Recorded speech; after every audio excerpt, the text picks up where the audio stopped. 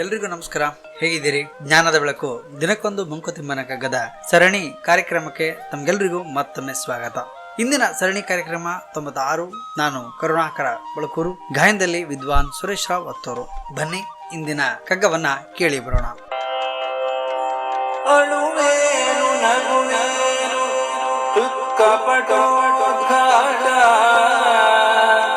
ಶಿವೇರಿ ಕರಗದಿರಲಿ ಅರಳದಿರೆ ಮರಳೆ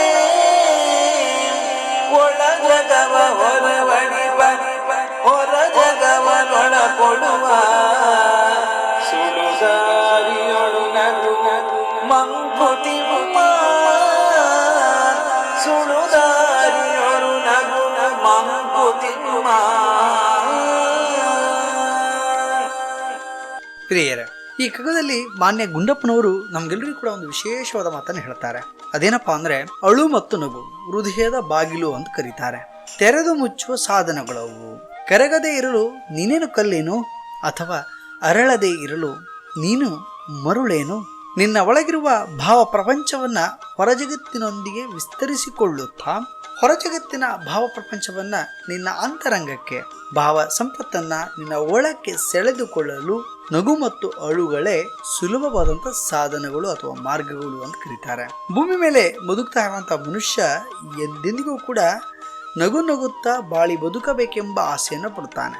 ನಗುವಿನೊಂದಿಗೆ ಅಳು ಕೂಡ ಬಂದಿದೆ ಎಂಬ ವಿಚಾರ ನಮಗೆ ತಿಳಿದರೂ ಕೂಡ ಎಷ್ಟೋ ಬಾರಿ ನಾವು ಅಳುವನ್ನು ಇಷ್ಟಪಡೋದಿಲ್ಲ, ನಗುವನ್ನೇ ಇಷ್ಟಪಡ್ತೇವೆ. ಇಲ್ಲಿ ಅಳು ಮತ್ತು ನಗು ಒಂದೇ ನಾಣ್ಯದ ಎರಡು ಮುಖಗಳ ಹಾಗೆ ನಮ್ಮ ಬದುಕಿನಲ್ಲಿ ಅದು ಒಳಗೊಂಡ್ಬಿಟ್ಟಿದೆ. ನಗು ಸದಾ ನಲಿವು, ಸಂತಸ, ಸಂತೋಷ, ಸಂಭ್ರಮವನ್ನ ಸೂಚಿಸಿದ್ರೆ, ಅಳುವು ದುಗ್ಗಡ, ದುಃಖ, ದುಮ್ಮಾನ, ನೋವನ್ನ ಸೂಚಿಸ್ತದೆ. ದುಃಖ ಮತ್ತು ಸಂತೋಷ, ಅಳು ಮತ್ತು ನಗು ಇವುಗಳು ನಿಮ್ಮೆಲ್ಲರ ಹೃದಯದ ಕದವನ್ನ ತೆರೆಯುವ ಸಾಧನಗಳಾಗಿದ್ದಾವೆ. ನೀವೆಲ್ಲರೂ ಕೂಡ ಭಾವನಾತ್ಮಕ ಜೀವಿಗಳು, ಭಾವನೆಗಳಿಗೆ ಸ್ಪಂದಿಸುವ ಸಹೃದಯರು. ಕೆಲವು ಬಾರಿ ಕೆಲವರು ಅವರು ನಗುವುದಾಗ್ಲಿ ಅಳುವುದಾಗ್ಲಿ ನಮ್ಗೆ ಗೊತ್ತೇ ಆಗೋದಿಲ್ಲ. ಅವ್ರು ಹೇಗೆ ಅಳುತ್ತಾರೆ, ಹೇಗೆ ನಗ್ತಾರೆ ತಿಳಿಯುವುದೇ ಬಹಳ ಬಹಳ ಕಷ್ಟ. ಆಗಲಿ ಅದು ಎಲ್ಲರಿಂದಲೂ ಸಾಧ್ಯವಿಲ್ಲ. ಇನ್ನು ಮನೆಯಲ್ಲಿಯೋ ಸ್ನೇಹಿತರೋ ಸಂಬಂಧಿಗಳೋ ಯಾರೇ ಆಗ್ಲಿ ನಮ್ಮಲ್ಲಿ ದುಃಖ ಅಂತ ಅವ್ರು ಹೇಳ್ಕೊಂಡಾಗ ನಾವು ಅವರ ದುಃಖದಲ್ಲಿ ಸಮಾನ ದುಃಖಿಗಳಾಗಿ ಅವರಿಗೆ ಸಹಾಯವನ್ನು ಮಾಡ್ತೇವೆ, ಅಥವಾ ನಾವು ಕೂಡ ದುಃಖವನ್ನು ಪಡ್ತೇವೆ. ಹಾಗೆ ಸಂತೋಷವೆಂದು ಹೇಳಿದಾಗ ಸಂತೋಷದ ಸಂಭ್ರಮದ ಗಳಿಗೆಯಲ್ಲಿ ಕೂಡ ನಾವು ಪಾಲ್ಗೊಳ್ತೇವೆ. ದುಃಖದಲ್ಲಿ ಇದ್ದಾಗ ನಾವು ಸ್ಪಂದಿಸದೇ ಇದ್ರೆ ಇವ್ನು ಕಲ್ಲಿನ ಹೃದಯ ಅಂತ ಕರೀತಾರೆ. ಮನುಜನಾದವನು ನಗು ಮತ್ತು ಅಳು ಇವೆರಡನ್ನು ಕೂಡ ಅನುಭವಿಸದೇ ಇರಲು ಸಾಧ್ಯವಿಲ್ಲ. ಯಾಕಂದ್ರೆ ಅವನು ಮರುಳನಲ್ಲ.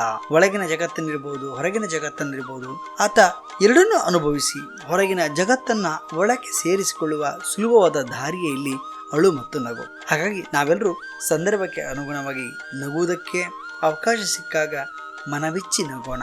ಅಳುವ ಸಂದರ್ಭಗಳು ಬಂದಾಗಲೂ ಕೂಡ ತೆರೆದ ಹೃದಯದಿಂದ ಅಳೋಣ. ಆ ಮೂಲಕವೇ ಹೃದಯದ ಭಾರವನ್ನ ಹಗುರವಾಗಿಸೋಣ. ಸಿಹಿರಲಿ ಕಹಿರಲಿ, ನಗುವಿರಲಿ ಅಳುವಿರಲಿ, ಸಮನ್ವಯತೆಯಿಂದ ಸ್ವೀಕರಿಸಿ ಭಾವ ಪ್ರಪಂಚವನ್ನ ಜಗದಗಲಕ್ಕೂ ವಿಸ್ತರಿಸಿಕೊಂಡು ಬದುಕನ್ನ ಕಟ್ಟಿಕೊಳ್ಳೋಣ. ಆ ಮೂಲಕವೇ ಬದುಕನ್ನ ಗೆಲ್ಲೋಣ.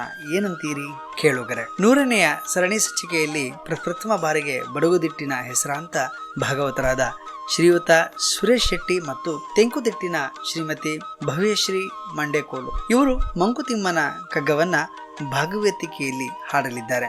ಕೇಳಲು ಮಾತ್ರ ನೀವು ಮರೆಯಬೇಡಿ. ನಾಳೆ ಇನ್ನೊಂದು ಕಗ್ಗದೊಂದಿಗೆ ಬರುತ್ತೇನೆ. ಅಲ್ಲಿಯವರೆಗೆ ನಮಸ್ಕಾರ. ಮಾಸ್ಕ್ ಅನ್ನು ಧರಿಸುವುದನ್ನ ತಪ್ಪದೆ ಪಾಲಿಸಿ, ಆರೋಗ್ಯವನ್ನ ಕಾಪಾಡಿಕೊಳ್ಳಿ. ನಮಸ್ಕಾರ.